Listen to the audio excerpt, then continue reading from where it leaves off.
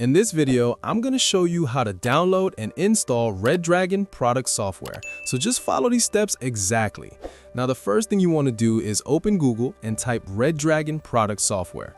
Now, from the search results, open the official Redragon download center, which is on redragonzone.com.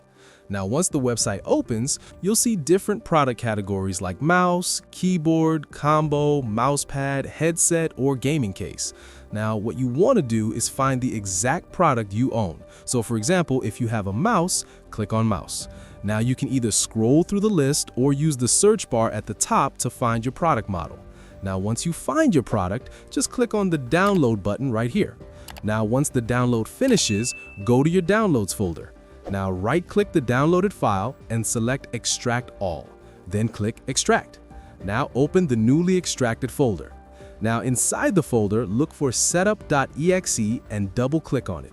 Now, once the installer opens, just click Next, accept the agreement, click Next again, and then click Install. Now, wait for the installation to complete.